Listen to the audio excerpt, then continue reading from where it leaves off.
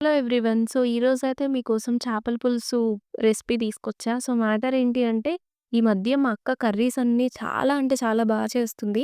First ఆ colour చూస్తేనే చాలా టెంప్ట్ అయిపోతున్నాం. సో, ఇలాంటి రెసిపీస్ మీకోసం చూపించకుండా ఉంటాను. అందులో ఫిష్ కర్రీకి చాలామంది ఫ్యాన్స్ కూడా ఉంటారు కదా!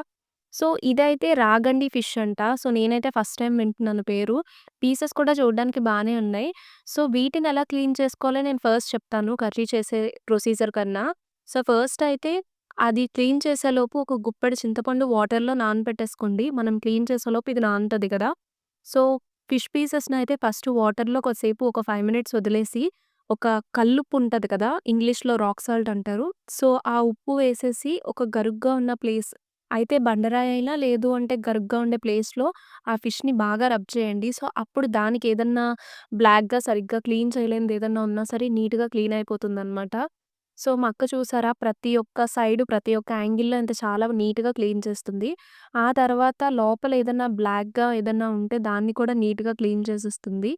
సో, తర్వాత ఒక 4-5 స్పూన్స్ ఆఫ్ పసుపు వేసి బాగా క్లీన్ చేసిందనమాట. సో, ఇలా పసుపు వేయడం వల్ల స్మెల్ అనేది ఉండదంట. చాలా నీట్‌గా అయిపోద్దంట. అండ్ నీసు వాసన రాదు అంట.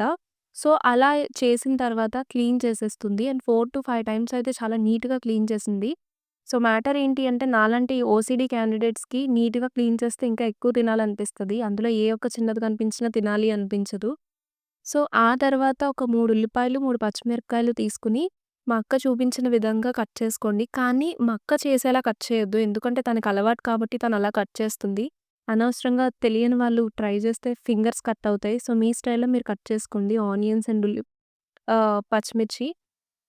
తర్వాత ఒక 5 స్పూన్స్ ఆయిల్ వేసింది. నాన్ వెజ్ కర్రీలో ఆయిల్ అనేది ఎక్కువుండాలంట. అండ్ అలానే చేపల పులుసులో అయితే ఇంకొంచెం ఎక్కువుండాలంట. సో, ఆ తర్వాత ఉప్పు వేసింది. సో, మనం సాల్ట్ యూజ్ చేస్తాం. బట్ మా అక్క అయితే కల్లుప్పు యూజ్ చేసింది. కల్లుప్పు వల్ల ఇంకా ఎక్కువ టేస్ట్ ఒస్తదంట. సో, మీకు సరిపడనంత సాల్ట్ మీరు వేసుకోండి. తర్వాత అలానే కారం వేసింది. మాది గుంటూరు కదా! సో, ఆబ్వియస్‌లీ ఉప్పు, కారాలు ఎక్కువ తింటాము. సో, మీకెంత కారం సరిపోద్దో అంత వేసుకోండి. సో, ఇదంతా ప్రతి ముక్కకి పట్టేలాగా చాలా నీట్‌గా కలుపుకోవాలనమాట. సో, చూసారు కదా! ఇలా రెడ్‌గా ప్రతి ముక్కకి చాలా నీట్‌గా అంటుకుంది.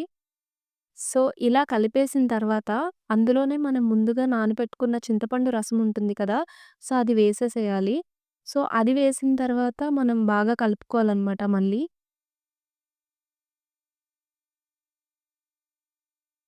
సో, ఇప్పుడు దాన్ని మనం ఏం చేస్తామంటే స్టవ్ ఆన్ చేసి కుక్ చేసేసేయాలి. అంటే కొంచెం మరుగుతూ ఉండనివ్వాలి.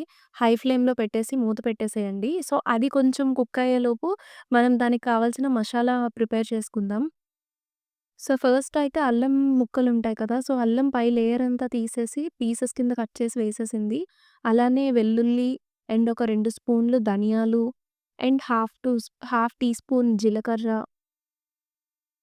అలానే ఒక కొంచెం చెక్క అంటారు కదా! సో, అది అండ్ 2, 3 లవంగాలు వేసేసి మిక్సీ వేసేసింది. సో, ఇలా వేయడం వల్ల అన్నీ కలిపి మనం మళ్ళీ సెపరేట్‌గా ధనియాల పొడి, జీలకర్ర పొడి ఇవన్నీ వేయాల్సిన అవసరం ఉండదంట. సో, మా అక్క అది మిక్సీ వేస్తుంది. ఈలోపు కర్రీ అయితే కుక్ అవుతూ ఉందనమాట. సో, అలా మొత్తం కుక్ అయిన తర్వాత ఆల్మోస్ట్ ఒక 70% కుక్ అయిపోయిన తర్వాత ఇప్పుడు మనం ప్రిపేర్ చేసుకున్న మసాలా పేస్ట్ ఉంది కదా!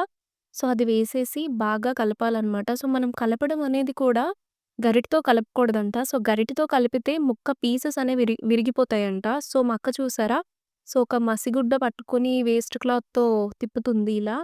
సో, ఇలా వేయడం వల్ల మసాలా అంతా బాగా కలుస్తుంది. అండ్ ముక్క కూడా విరగకుండా ఉంటుందంట. సో, ఇప్పుడైతే సాల్ట్ చూసింది. తర్వాత మళ్ళీ కాసేపు ఉడకనించింది.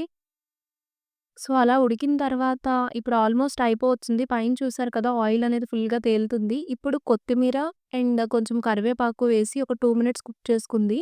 సో, అలా కుక్ చేసిన తర్వాత మనం గార్నిష్ చేసేసుకోవడమే అనమాట.